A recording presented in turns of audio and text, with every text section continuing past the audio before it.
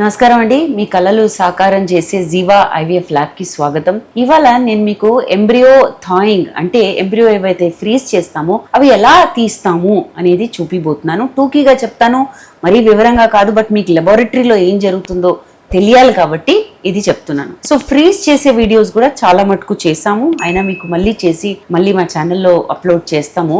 Freeze చేసేటప్పుడు ఎంబ్రియోలో ఉన్న నీరంతా తీసేసి లిక్విడ్ నైట్రోజన్ అనే లిక్విడ్లో -196°C ఫ్రీజ్ చేస్తాం. ఇది చూడండి, చాలా చల్లగా ఉంటుంది. లోపల చెయ్యి వేలేస్తే కూడా ఫ్రాస్ట్ బైట్ వచ్చే అవకాశాలు ఉంటాయి. దీన్ని లిక్విడ్ నైట్రోజన్ అంటాము.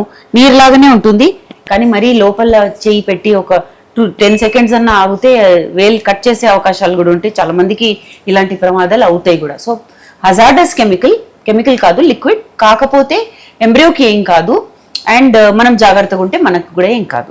సో ఫ్రీజ్ చేసేసాం ఎంబ్రియోస్ ఫ్రీజ్ చేసినప్పుడు చాలా మటుకు ఇలాంటి డివైసెస్ ఉంటాయి, వాటి మీద ఫ్రీజ్ చేస్తాము. దీని పేరు క్రయోటాప్. చూడండి ఎంత థిన్గా ఉందో చూడండి. ఇప్పుడు దీని టిప్ మీద ఎంబ్రియోని ఫ్రీజ్ చేస్తారు. చూసారు కదా ఎంత సన్నగా ఉందో. సో కళ్ళకు కూడా కనిపించని ఎంబ్రియోస్ ని మైక్రోస్కోప్ కింద చూసుకుంటూ మనము ఫ్రీజ్ చేస్తాం దీన్ని. సో ఫ్రీజ్ చేసే వీడియోస్ మళ్ళీ మీకు చూపిస్తాను, కానీ ఇప్పుడు ఎంబ్రియోస్ ఎలా బయటికి తీస్తామో చూపిపోతున్నాను. లిక్విడ్ నైట్రోజన్లో ఇక్కడ ఎంబ్రియోస్ ఉన్నాయి. అంటే నేను మీకు నిజం ఎంబ్రియోస్ చూపించట్లేదు, ఎందుకంటే ఇంత లైట్లో మేము పనిచేయము, చాలా చీకట్లో పనిచేస్తాము. అది ఎవరో పేషెంట్ ఎంబ్రియోస్ నేను తీయడం ఇలాగా కరెక్ట్ కాదు. అందుకనే మీకు నేను ఉట్టి ప్రొసీజర్ ఒక్కటే చూపిస్తున్నాను, ఎంబ్రియోస్ చూపిను. ఇది ఖాళీ ఉన్న క్రయోటాప్. సో ఈ క్రయోటాప్ని లిక్విడ్ నైట్రోజన్ నుంచి తీసినప్పుడు చాలా జాగ్రత్తగా క్విక్గా తీయాలి. చూడండి ఎంత ఫాస్ట్గా తీసి ఇందులోకి వేసి ఫోకస్ చేసుకుంటూ ఎంబ్రియోని తీసుకొని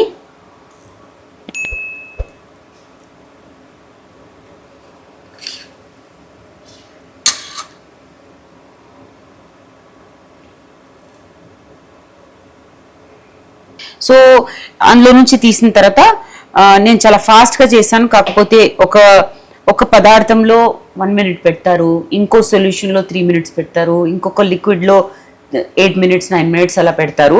అక్కడ నుంచి ఎంబ్రియో ఆ పిండం ఏదైతే ఉందో గర్భసంచిలోకి వేసే ముందు ఇంకో స్పెషల్ మీడియాలో పెట్టి సొల్యూషన్లో పెట్టి గర్భసంచిలోకి వేయడం జరుగుతుంది. సో ఇది చాలా స్పెషలైజ్డ్ ప్రొసీజర్. ఎంబ్రియాలజిస్ట్ ఎవరైతే చేస్తారో వాళ్ళు చాలా స్కిల్డ్ ఉండాలి, ఎక్స్పీరియన్స్డ్ ఉండాలి, దాని గురించి సైన్స్ ఏంటి అనేది తెలియాలి. ఊరికే చేయడానికి ఉండదు. కాబట్టి ఎక్స్పీరియన్స్ చాలా ఇంపార్టెంట్. చట్టపరంగా కూడా గవర్నమెంట్ ఎంబ్రియాలజిస్ట్కి కొన్ని రూల్స్ సెట్ చేస్తుంది.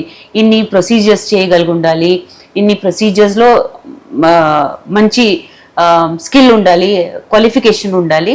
కాబట్టి వాళ్ళే ఈ ప్రొసీజర్ చేస్తారు. ఈ మధ్య ఫ్రీజ్ చేశాక బయటికి తీసినప్పుడు ఎంబ్రియో అంటే థా చేసినప్పుడు ఎంబ్రియో 100% సర్వైవల్ ఉంది. అంత మంచి సొల్యూషన్స్ వచ్చాయి, అంత మంచి ప్రొసీజర్స్ వచ్చాయి.